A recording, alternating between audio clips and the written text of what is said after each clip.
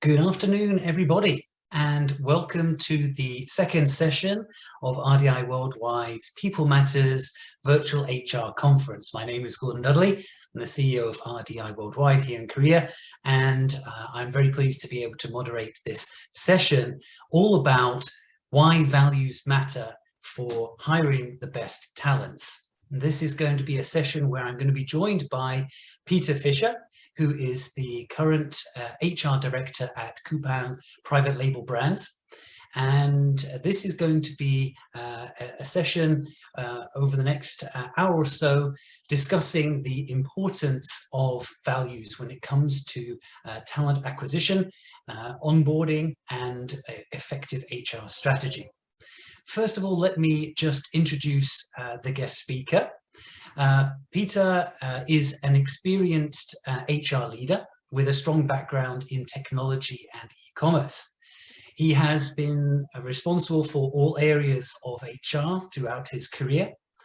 Prior to working at Coupang, he was working for LG, both at the global headquarters here in Seoul and also as the head of HR for their UK business.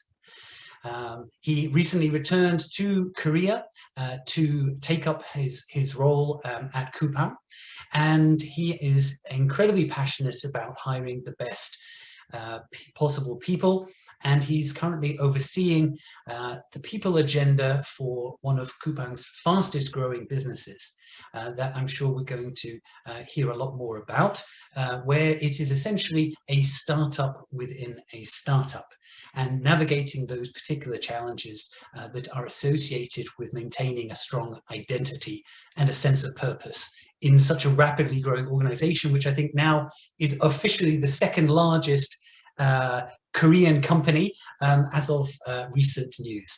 So thank you very much for joining this session this afternoon, Peter. Thank you, Gordon. Thank you for that introduction. Thank you. And so this session is going to be organized as initially a presentation by Peter, and then we're going to open up for Q&A.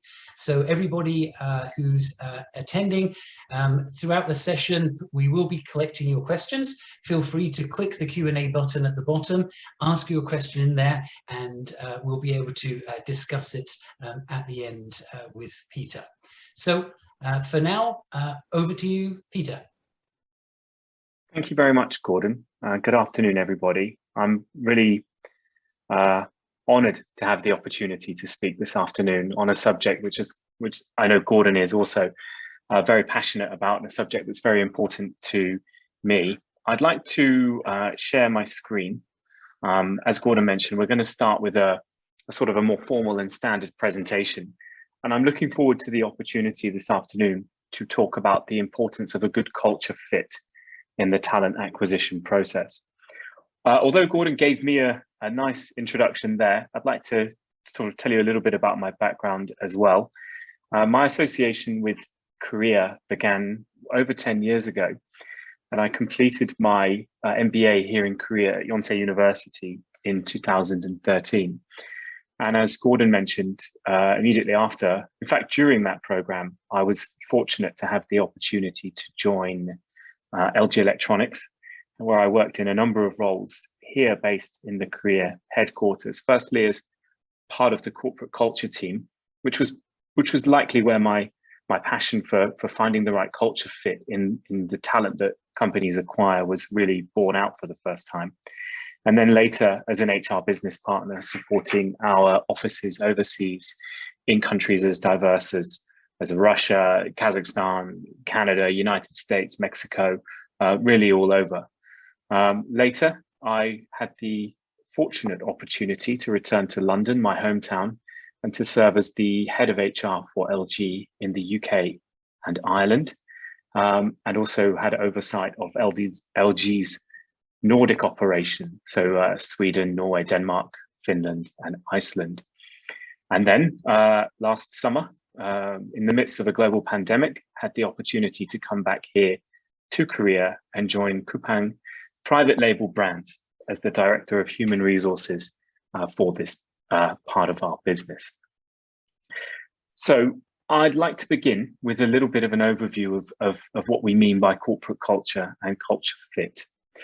I'd also like to explain a little bit more about what Coupang private label brands is, because although many of you will have heard of Coupang, you may not be too familiar with the private label business that we operate here. And in fact, it is what it says on the tin. Our business develops and sells the private label products that you may have enjoyed through the Coupang platform. And we also provide compliance services to the Coupang family of companies. We in CPLB have become one of the fastest growing and most successful, we think, areas of Coupang's business. We were spun off to become a separate legal entity as of July the 1st last year. We've grown rapidly since then in several different directions, increasing our headcount, increasing the scope of the functions that we perform to the business. But really at our core still is developing and selling these private label products. Some of the best selling, most popular products on the Coupang platform are the private label brands that we have. Although we were spun off to be a separate legal entity from Coupang last year, and we do operate fully independently, we have the same mission that Coupang has, and that is to create a world where people ask, how did I ever live without Coupang? And I'll talk more later about how we also share a lot of the same values and approaches that Coupang uses as well. So talking more specifically now about corporate culture, I often find that the term corporate culture or organizational culture is thrown around very easily by people. It's often used interchangeably with subjects like work-life balance or flexible working. And I think that sometimes when terms like corporate culture are thrown around a lot, they can lose some of the meaning or the impact or really the understanding of what the term is there to mean. So I think it's important as a starting point to have a common definition of corporate culture. And to do that, I particularly like the example that's used by Indeed.com, one of the largest sort of job portal sites in the world. And you can see it here on screen. And corporate culture is an organization's values, ethics, vision, behaviors, and work environment. But it's really that second sentence that I like the most. And that is, it is what makes each company unique. And it impacts everything from public image to employee engagement and retention. And I'll talk a little bit more about that on the subsequent slides. I think that corporate culture is a broad topic, and I think it's a topic that warrants more analysis and research and investigation than it's ever really been given before. It's the almost untouchable nature of every company that you may work for in your career. You pick it up, you can sense it, you can feel it, you often can't touch it. You can see it though. So it's a really unique concept, and it's a concept that I think is really getting more and more important in the workplace of today. So why do we at Coupang private label brand CPLB think that corporate culture is important? First of all, we think that having a good culture fit makes it easier to retain our employees. If we look for employees who fit to the culture that we've built here, and we're only a year old as the separate entity, CPLB, but Coupang as an overall company is very, very young, also only 10 years old. We find that if we can find people who fit to what we're doing so far in terms of the culture, we find it far easier to retain them, and it's therefore less likely that they will leave. In addition, we find that people who fit well to what we're doing here, to our values, we have higher levels of engagement overall within the business. Higher levels of engagement lead to more emotional buy-in from the employees. And from a business perspective, more emotional engagement and buy-in leads to more discretionary effort. And there are very few cases where more discretionary effort doesn't lead to better business performance. We find that by bringing people in who share the same values, who share the same culture fit, we create a positive ripple effect throughout the work environment. I don't like often to use phrases like bad eggs or brilliant jerks, some phrases like this. We find that if we have people who are united and unified, it creates one common environment, and an environment in which the positive effect and the positive dynamics of our values ripple out and can be shared by many people, all people, regardless of how quickly we grow or how big we grow. We also find that having a consistent set of values within our culture that we talk about often and that we integrate with every aspect of talent acquisition aids us in finding the best talent for CPLB. When we talk to candidates at all levels, from entry-level candidates to senior directors or vice presidents, we emphasize the same values and the same principles as being important to us. And we look for signs that they are also important to them and that they have demonstrated them through their career or their academic studies so far. Having this consistent approach means that we're able to find really the best talent for our business. We find that we have higher levels of motivation when we have people who are aligned and people who are sharing the same values and people who are sharing the same beliefs in the way they operate and in the way they expect the company to operate. Higher levels of motivation inevitably leads to more satisfied employees and better performance. And this is another common area that people often talk about, the idea of the employee as a brand ambassador. But we also find that having a good culture fit among our cohort allows a better impact overall on our brand image. Our employees are always our best ambassadors for the company. But we also find that our employees in CPLB develop a reputation among their acquaintances, among their peers, among their friends in other organizations as being consistently high quality, consistently hardworking, and consistently adhering to the values that are important to our organization as well. This creates a similar, as I mentioned earlier, ripple effect among talented people in the marketplace, which again makes it easier for us to attract them later. So all of these things are important to us, but why do we think that they're even more important within a startup organization? Gordon mentioned it at the beginning, and that's the fact that CPLB, Coupang Private Label Brands, is very much a startup within a startup. We may only be nearly 1 year old right now, and as part of an overall organization that's only just over 10 years old. But we are in very much the storming and norming phase of the company at the moment. And startups are, as most of you will know, by their nature, in a period of definition.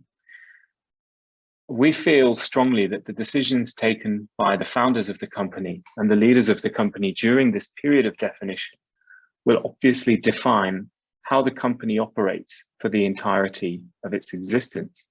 Whether the company goes for 10 years, 20 years, 100 years, the decisions which are taken now will impact how it works. It's very difficult once culture sets in to have a whole-scale change later. It's why there are often so many issues that we see where there are, for example, M&As, where two countries with opposing cultures try to unify into one, or one company maybe acquires another company and tries to roll out its culture initiatives or values among a company that's existed for longer. It becomes much more difficult to do so. So during the period of sort of startup, this period of definition, it's very, very important that companies do not only focus on their product and service offering, whatever that may be, as its USP, but also focus on putting in place the building blocks of their corporate culture. And that the leadership and the founders of the company recognize the importance of building an effective culture and cultural values as being equally important. And I will talk briefly later about how the leadership of this company has taken steps in order to do that and the positive effect that we feel that it's had here. I'm going to talk about this word a lot today, which is consistency. And I'm going to mention here that the leaders and the founders of the organizations must have a consistent and clear approach regarding the culture fit of the talent they want to attract from day one. Though companies develop over time and they mature over time, what's very, very important is that the company takes a consistent approach in assessing the fit of the talent that they want to attract from day one. How does a company in its infancy define its culture?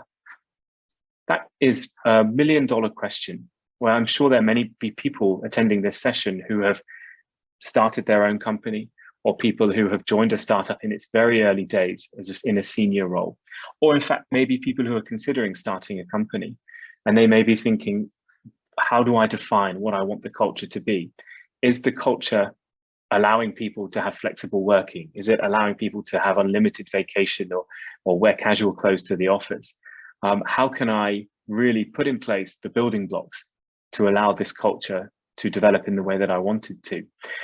Well, my contention is that it's not rocket science in terms of defining how you want the culture in an organization to be defined in a startup.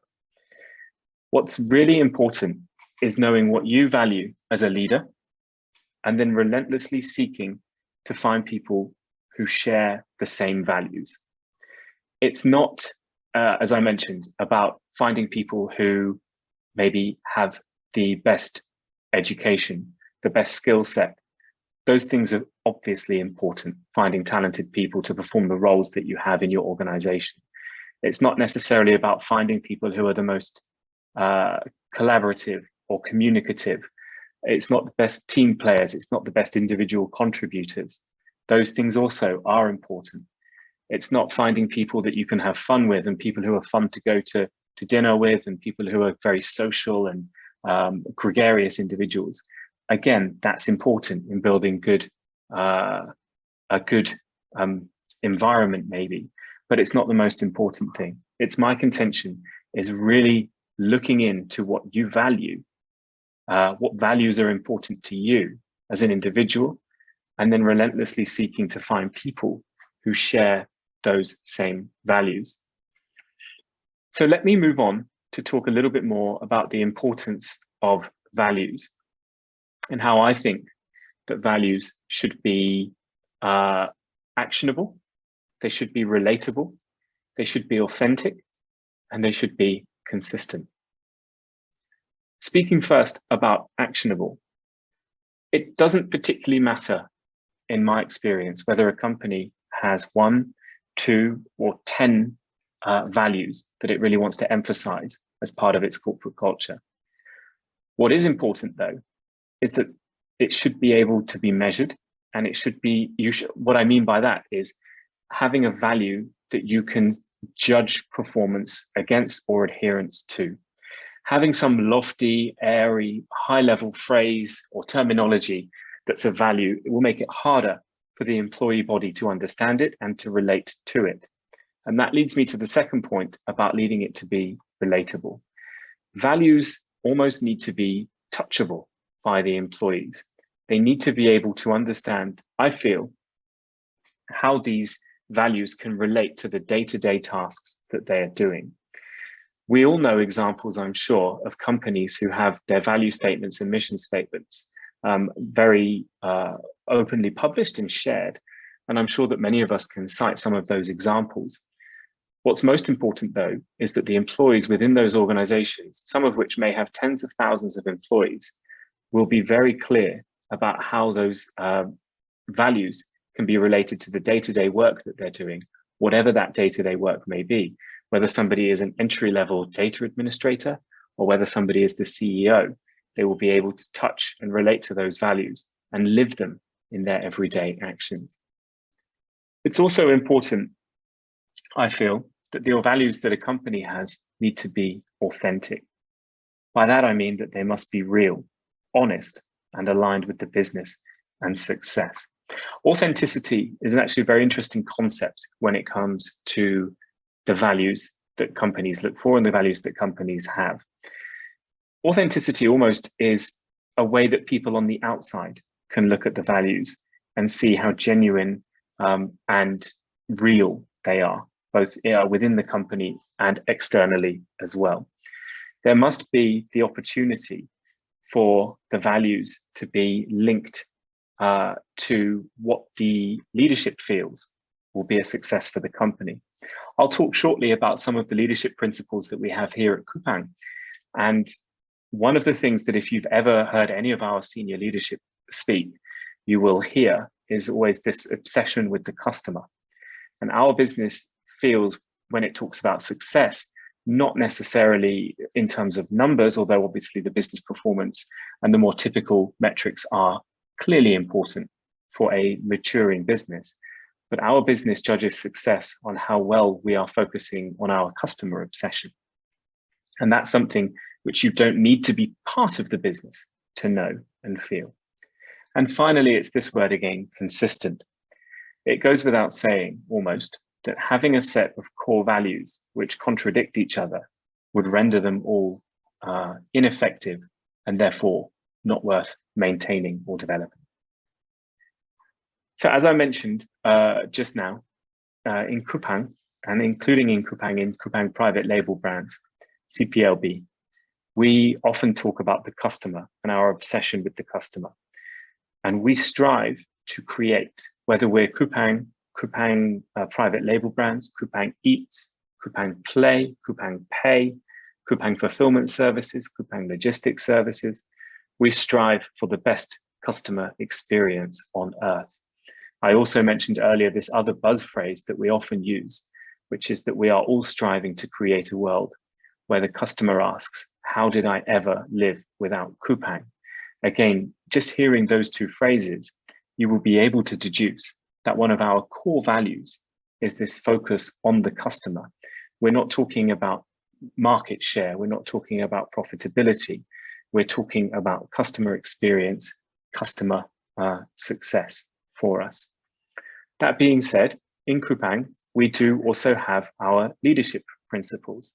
And those of you who have maybe in the past taken the time to consider working or trying to join Coupang, or maybe have worked for Coupang before, or those of you who have an interest in how tech companies in Korea are developing their company culture may have come across these leadership principles before.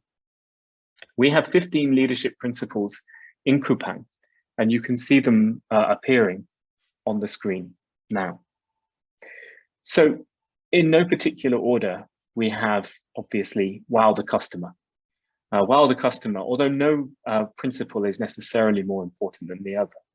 You will not have a conversation with any leader at Coupang for very long without hearing a reference to the customer.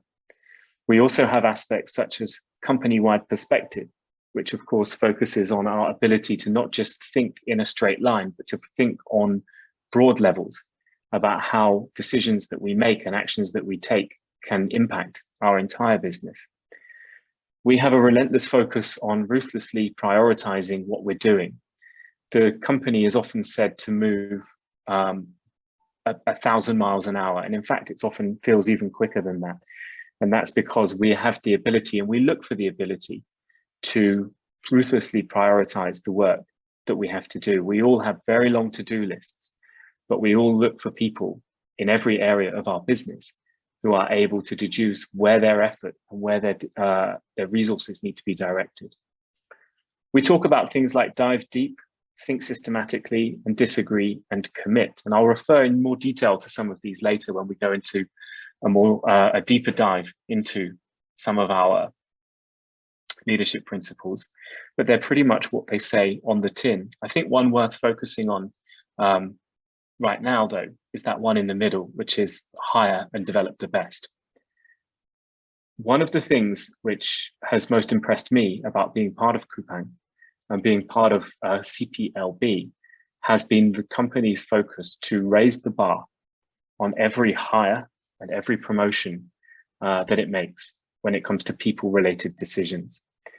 I have not been too familiar with being part of an organization that I think maybe a better way to phrase what I'm trying to say is there's often a tendency in talent acquisition, because of the speed at which companies move and that roles need to be filled, to get what they call butts on seats, which is hiring managers who are desperate to get their work done.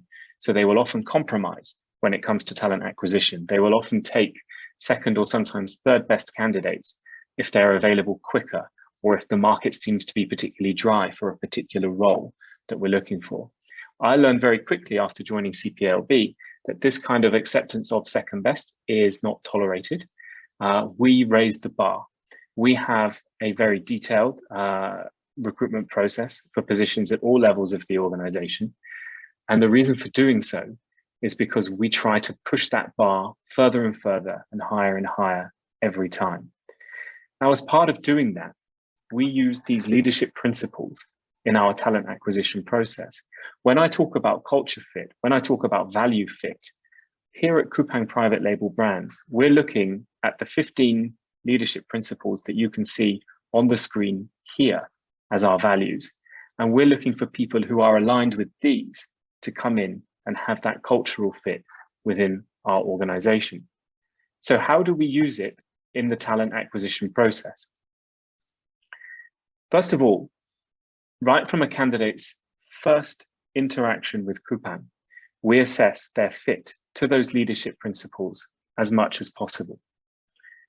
In order to even conduct an interview at Coupang, you must have undergone interviewer training and you must have attended at least 2 buddy interviews. So we don't allow just anybody to join the company and start interviewing for the talent to come in. In order to maintain that bar raising mentality, we insist that our interviewers have undergone a level of training that allows them to know fully what they should be looking for and how they should be looking at it. Now, during your interview with Coupang, or during rather a candidate's interview with Coupang Private Label Brands, or even Coupang, the interviewers who you face are trained to assess and seek a candidate's aptitude for specific leadership principles that would have been assigned to that session. Now, it's not enough to say that if you're looking for a job in HR at Coupang, you will only be assessed on hire and develop the best, which at face value looks like the most closely linked leadership principle to HR. It's not like that. Candidates will be assessed for their all-round adaptability to and adherence to our leadership principles.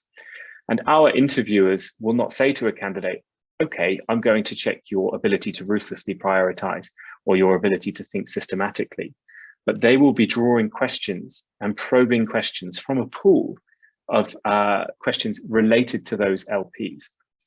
We know that the candidates we interview will have already passed a couple of rounds of screening by the time they get to us.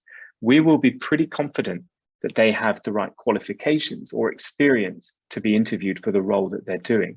What we don't know at the interview point is how well they will be fitting culturally in line with our leadership principles. So if you interview, particularly for senior positions at Coupang and Coupang Private Label Brands, you will be going through several rounds of interviews that will be looking primarily at that culture fit. Technical ability, skill set, of course, important, but it's easier for us to manage that portion of checking a candidate's capability relatively quickly before we move into what we think is equally, if not more important, during the interview, which is the aptitude for the leadership principles and the culture fit subsequently at Coupang. Later, after the rounds of interviews are complete, we would have a debrief session where all of the interviewers will join. Now, the interviewers will not, in any of the many debrief sessions I've been to so far, at no point has an interviewer sat there and relayed specific examples that a candidate gave about their work experience that they've had.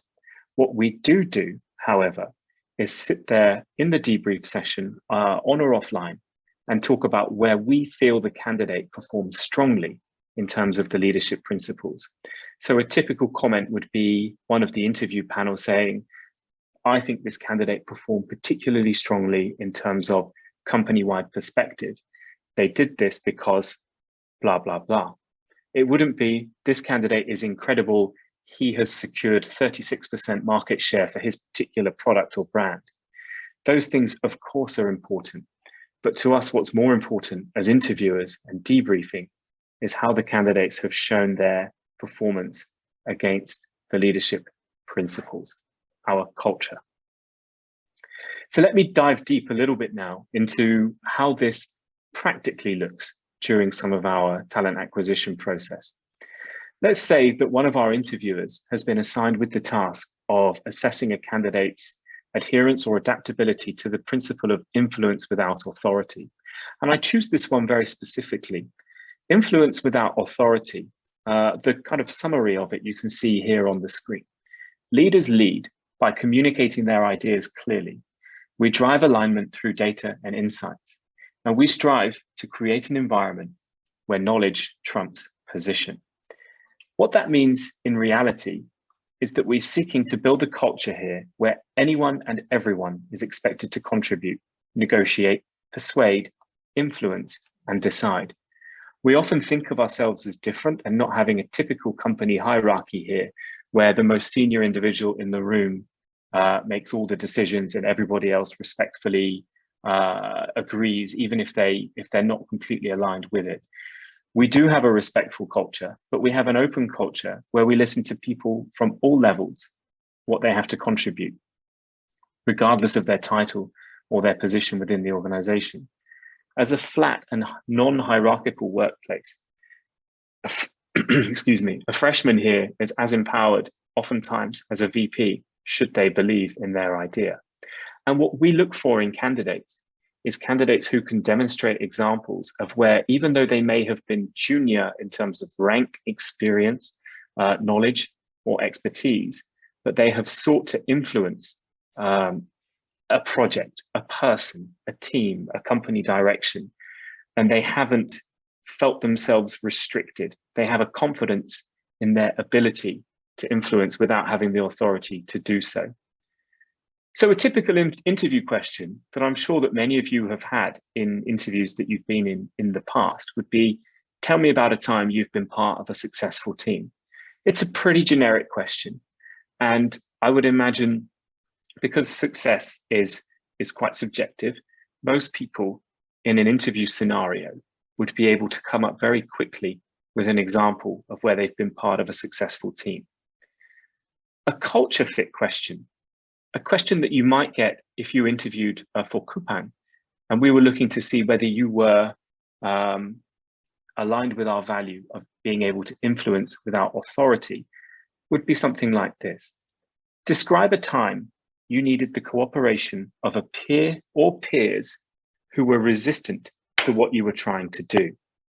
So those questions, they're a little bit different, but it's an example of where we're looking for candidates who can provide examples of where they've had to work hard to influence people at all levels to come around to their way of thinking. An ideal answer would show us a candidate who's fearless and who believes in what they're trying to achieve, a candidate who is relentless in trying to influence and persuade. The kind of answer which we wouldn't like, the kind of answer that we wouldn't consider to be suitable in terms of our culture fit, would be from someone who deferred to seniority or someone who stayed quiet due to their position in the ranks. We recognize, of course, that the most senior people will make the final decision on most things.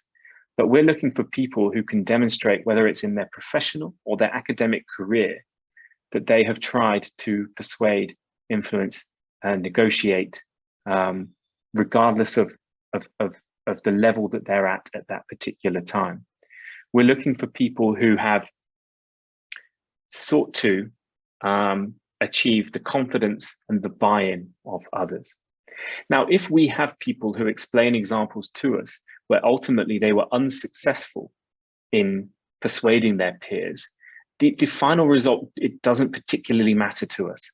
The process is important, and looking for the values within that person has the nature within them to speak up and to try, rather than just being a yes man or a yes woman and just following the instructions that they're given. Let me give you another example now. And this actually, for me, after joining CPLB, was probably the hardest one of the LBs to adapt to, because it was the one which was most opposed to my previous companies that I've worked for. And that's our leadership principle and our value of disagree and commit. You can see the blurb here on the screen for what this means. Constructive confrontation, we believe, is essential. We expect leaders to challenge openly. We expect people to speak up in team scenarios, in meeting scenarios, in project scenarios, and to challenge everybody, in a respectful way, but to speak up and raise their voices. Once the decision, though, is made, we commit fully. And post-decision, after the decision, proponents and opponents should be indistinguishable. What we mean by that is, whilst the decision-making process is ongoing, we expect people to speak up and to challenge and to give their own opinion. But once that final decision is made, we expect people to fall into line and to support where we're going. We expect people to be part of a workplace where people feel empowered and to agree and disagree. We think this is essential for creative tension to survive. We think consensus is achieved via the open sharing of opinions, suggestions, and methods.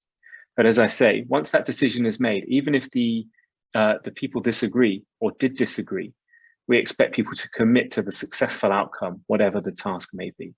Now, the reason I mentioned that for me personally, this was the hardest one to adapt to, is that my previous experience has been in companies which were far more conservative and far more hierarchical, and companies where people I felt were often frustrated because they felt that their hands were tied, or certainly their tongues were tied, and they were not able to challenge decisions for people who'd been there 1, 2, 3, 5, or 10 years longer, or were perhaps 2, 3 levels above them on the fabled corporate ladder.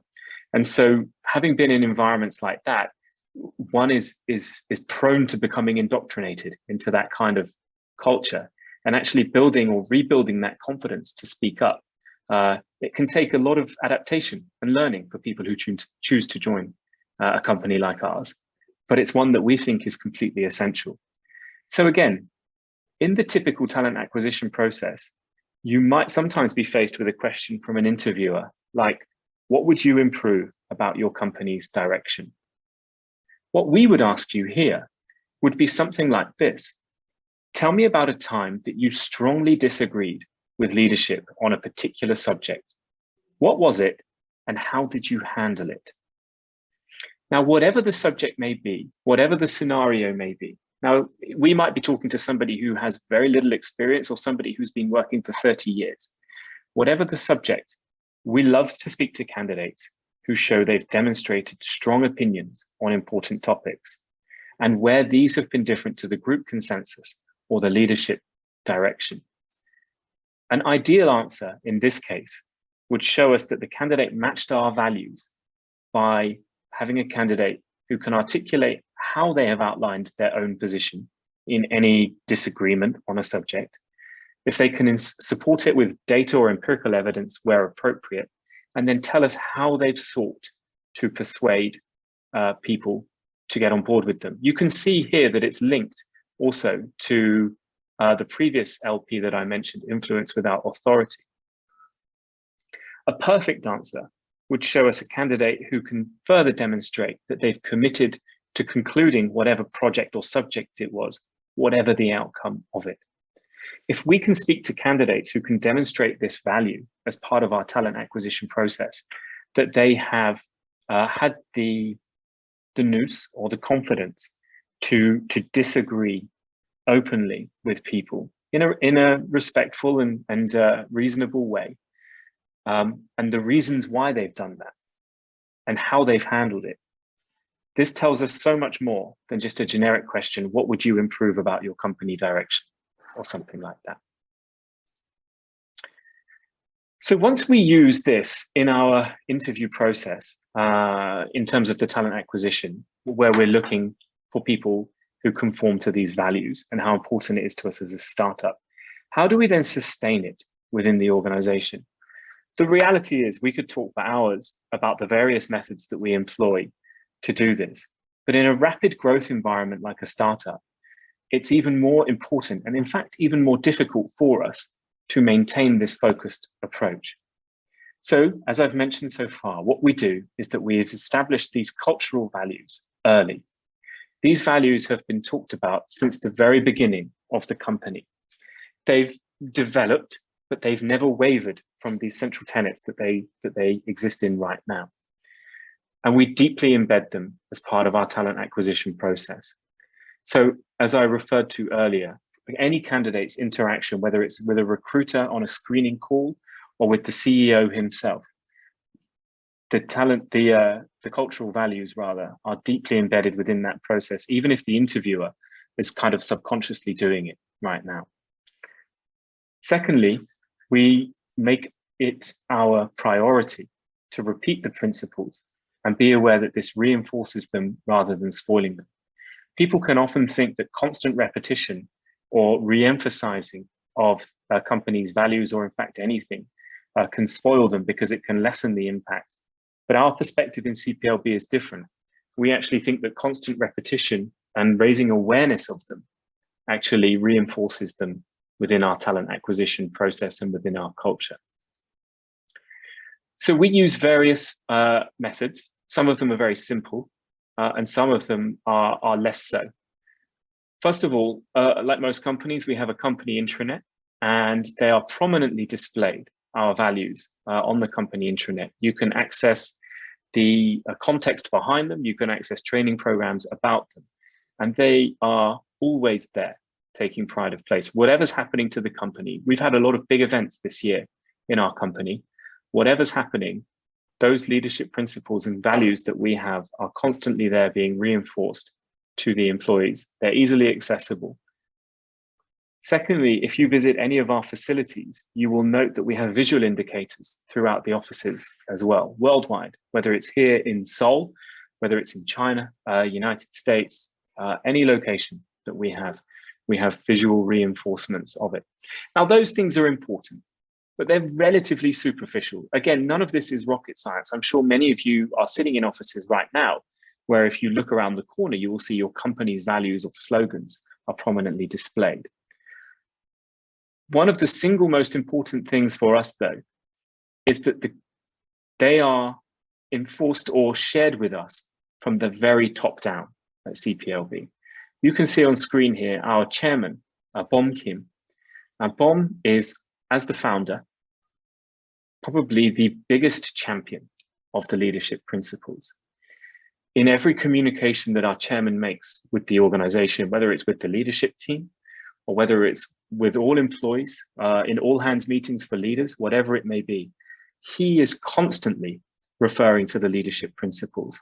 In fact, if you access some of the training programs via that first example I showed you, you can see this video here, which is our chairman passionately talking for 10-15 minutes on every single leadership principle.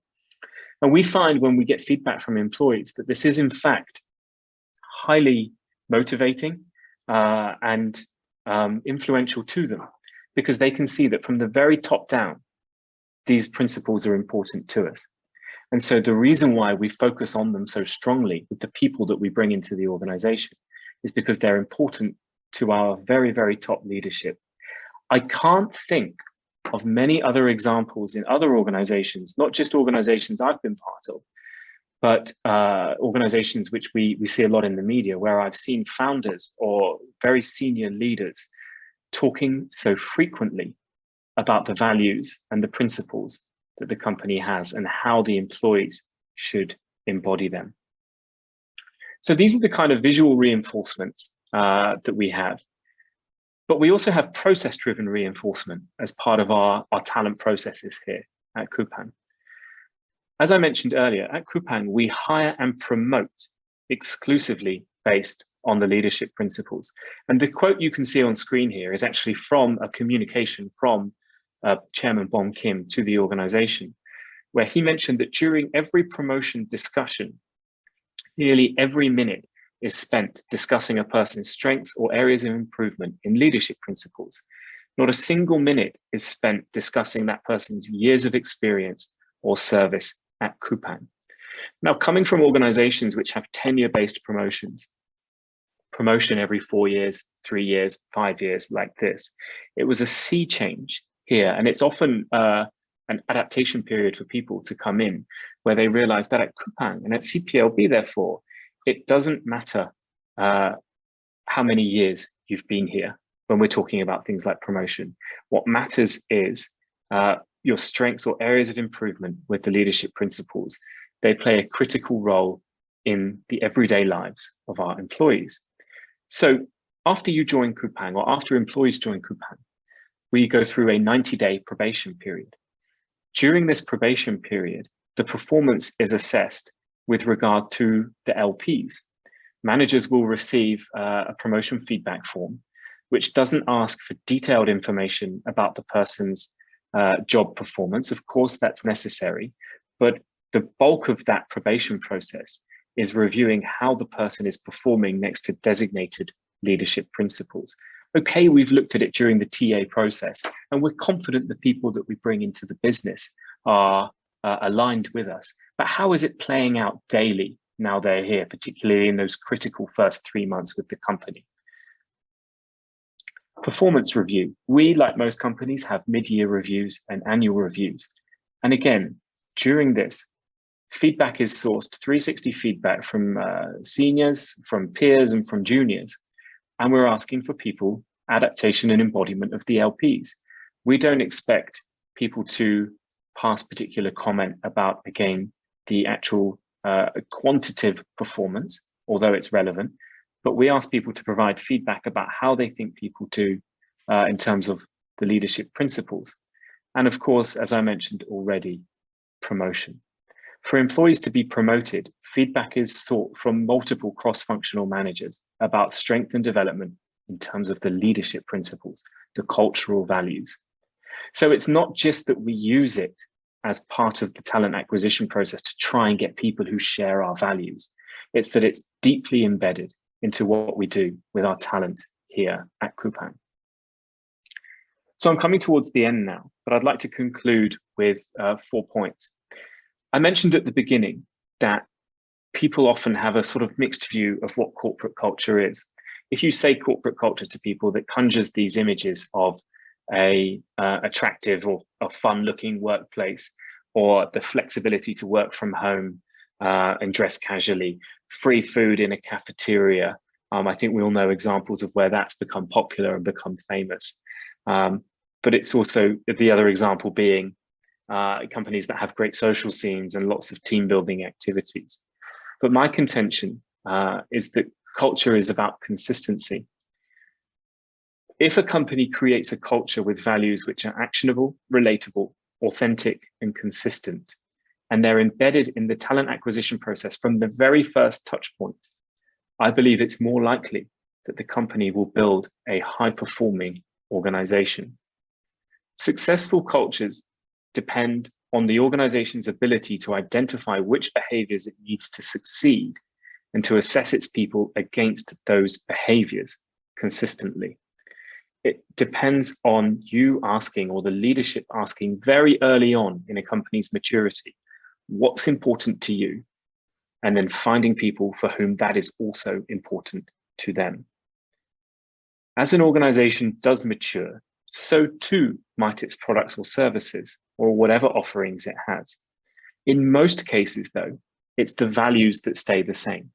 It's the values that change maybe slightly, but the core is always there.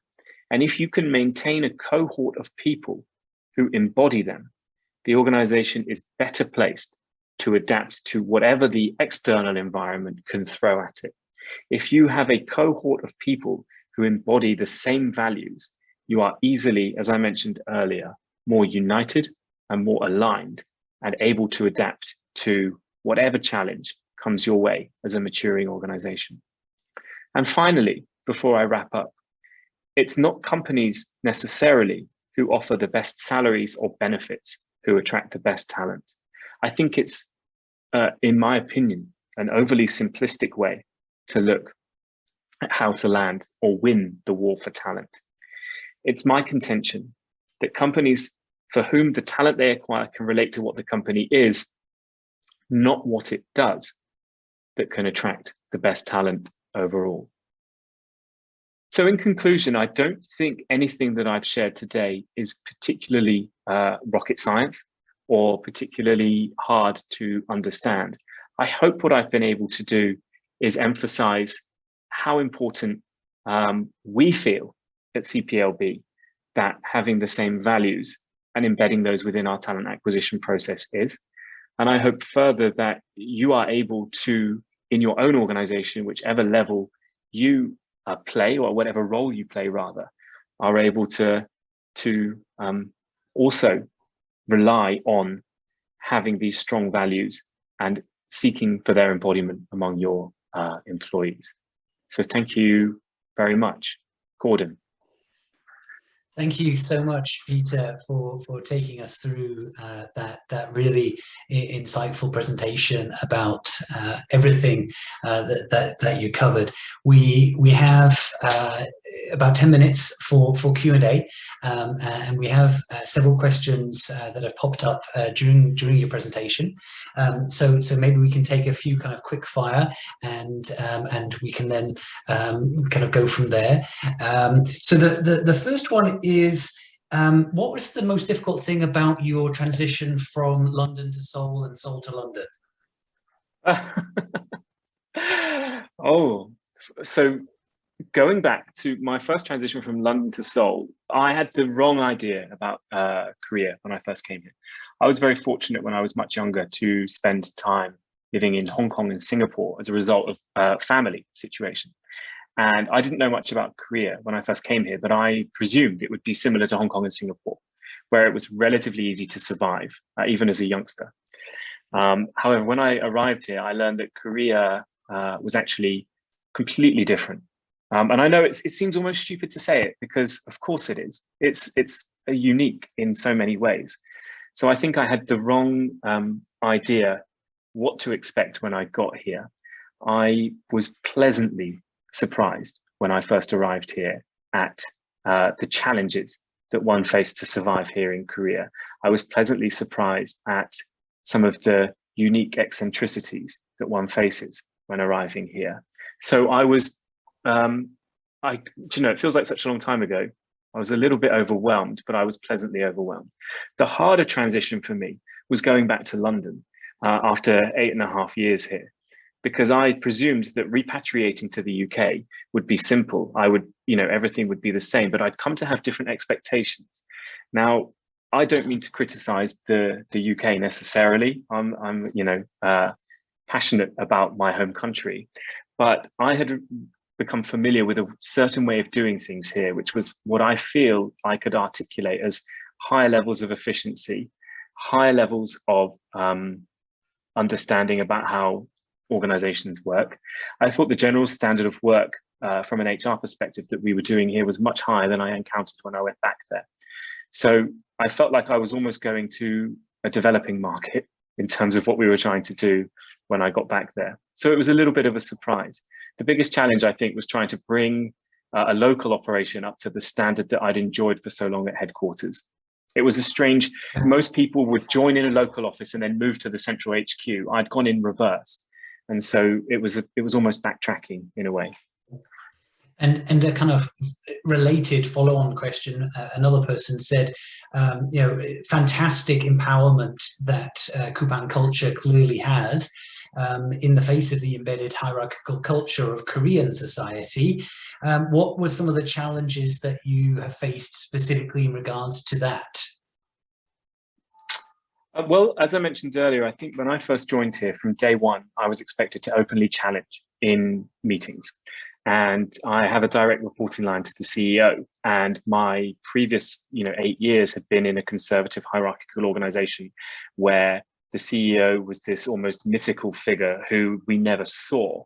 And if we did see, we certainly weren't expected to speak to or engage with. There was a very clear chain of command. And in fact, that wasn't even as high as the CEO. Even the next level up from a manager, it could often be that case in a previous organization. But from day one here, I found myself in meetings where I was not only expected to articulate my vision and ideas and plans to the CEO, but also to disagree with theirs. And that was the hardest kind of step up, because it was a mind shift change. I'm very confident, and I was very confident that what I was saying was correct. But having the kind of sense to be able to start that from day one, that was a massive change. But it's one that still now, it takes some getting used to, but it's very quick and very easy to realize that that's why this company has grown so quickly. That's why this company has achieved great success, because we're empowered to do that. Okay. And then also a follow-on question from that, which was that someone is experiencing the challenge of having to bring about cultural change, but not having the responsibility of being able to change the policy. So any advice on what areas they might be able to focus on? So sorry, could you say that again? Somebody's who has the responsibility to affect a change in the culture at their workplace, but the changing of the policy, the actual HR policy, is out of their control. Well, I think one of the key success factors here, and we're very lucky to enjoy it at Coupang, is that we have leadership buy-in because they're very well aligned with what we're trying to do in terms of the culture, and it rolls down the hill. So if our leadership team, we call it CLT, Coupang Leadership Team, are focused and in agreement, those things very quickly come back down as a flat organization to the operational level that we have. My advice, difficult as it may seem, is to try and influence the key decision makers. And it can be a gradual process because change does take time. Culture can't be changed overnight. But by building enough momentum, by influencing or seeking to influence the most senior leaders that you have access to, you stand the best chance. The second thing, and I think this isn't unique to Coupang, but this is the same in many, many organizations, particularly here in Korea, is providing data and analytical insights to support any process or policy change that is necessary. It's not enough to print and share an article from Harvard Business Review about the great culture that Nike has or what Adidas is doing with talent acquisition. It's important to make that real to the people that matter and be able to provide data to support that. Most people can easily enjoy articles that talk about how great it is to work at Zappos, but articulate that in a way that makes it real and actionable and relatable to the audience that you have. And I know this sounds almost counterintuitive, but sometimes baby steps are necessary because eventually the sea change will come, but you have to start somewhere. And I mean, I think that one of the also aspects of this question, which is kind of something that you have talked about a lot, is that clearly you have a really high involvement of all management in this process. And that for me is one of those like amazing things. If I think about other clients of mine who I am kind of dealing with someone responsible for their talent acquisition, and it's clear that it's like they're like a pinhole in the entire organization. They don't have that alignment. I mean, interviewer training. I mean, that's like for many companies. I'm sure participants on this webinar are just thinking interviewer training for, but they're senior managers. They know how to do that. They've been doing it for years. So I think that's absolutely fantastic that the whole process is kind of aligned there. One of the questions that kind of relates to the very first part of your presentation, how do you measure engagement? You said that was one of the positive outcomes. What are the specific ways that you're measuring engagement at Coupang? So last year, for the first time, we had a company-wide engagement survey. We recognized that measuring engagement, I think sometimes companies take too lax of an attitude to it. And they think that by coming up with something simple on Microsoft Forms and pinging it out to people, they'll get actionable data. Despite the size of our organization and despite the technical capability and expertise that we have and the people expertise and capability that we have, we recognized that we weren't in a position that we could do this by ourselves. So we actually reached out to a company called CultureAmp, which is an Australian company, very well known for providing tools to measure engagement. And we operated a company-wide engagement survey. Now, what we were able to do by partnering with experts in the field was to actually create a survey that wasn't just standard, Gallup Q12 or generic questions, but was actually also related, not to the aspects necessarily that we felt we needed to check, but to the leadership principles overall. So we tailored this survey to be exactly what we needed it to be, because we felt it would give us the insights. Having completed this, which was no small task in November, which is coming up to a very busy time of year, we then were able to follow it up and create action plans right down to individual team level for what we needed to improve in terms of engagement. I'm not going to give too much away to say that the results weren't outstanding. They weren't, we didn't expect them necessarily to be, but they were very, very valuable to us because they gave us work to do moving forward. They showed us where we were perhaps not concentrating enough in some areas. Great. Well, thank you. And another question, which is related to perhaps with disengagement, so the other end of the spectrum is, despite this very conscious hiring process, you might not always hire the right person. How do you manage it if the employee is not fitting with the LP? Korea, this person talked about Korea not being a country with a lot of freedom when it comes to that kind of process. I know you talked about the 90 days probation, but if you could tell us a bit about that. We have a rigorous process, and so thankfully the number of people who come in and do not get to the point where we're satisfied within 3 months is very, very low overall. In fact, there's only been 1 or 2 cases during my time here in a period of rapid growth where we feel we've made perhaps the wrong decision, but we're not perfect despite this process. And we do have cases where people come in and it doesn't work for whatever reason. What we do try to do as an organization always is to give the individual every possibility to succeed here at Coupang. We are growing so rapidly and in so many different areas that if we find somebody who perhaps doesn't fit the role or the team that they've been brought in, we at first seek to find the right opportunity for them within the business. We find that our business, it being so vast, has so many different personalities and it has so many different operations that it's mostly we're able to find a fit for people. We are restricted in terms of what we can do, much more so than other countries like the UK or the US, if we have people where it just really doesn't work for us. But we have employee relations teams and we have teams for performance management who have tools at their disposal to work with our employees to try to improve. Our big focus always is that we're pretty confident that the people we bring in are really very good. And our process is so rigorous that we don't think that somebody becomes a bad employee overnight. And 8 people who speak to somebody can't necessarily be wrong. So we look at ourselves as well. Where have we perhaps not given this person the best opportunity to succeed here? And then we try to reposition what we're doing to give them a better chance. Great. Well, we are fully out of time. Thank you so much for sharing the insights of what you've been involved in and what the company been involved in, and all of these things which clearly you guys are doing a bit differently, which is clearly one of the obvious reasons for such rapid and massive success of Coupang. So I'm sure that everybody got a lot of great value from understanding a bit more about what you guys are doing. Clearly, as one of the leaders at the forefront of this area of HR. So thank you for being our guest very much, Peter. Thank you. It was such a pleasure, honestly. I wish we could talk for longer, but I really appreciate the chance to speak to everybody. Thank you.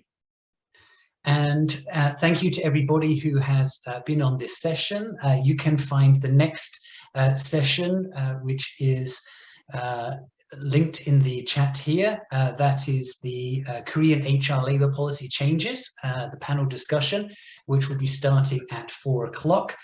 So please click on that link to go directly into the next session. And thanks again, Peter, for joining us. Thank you, everybody, for joining this session.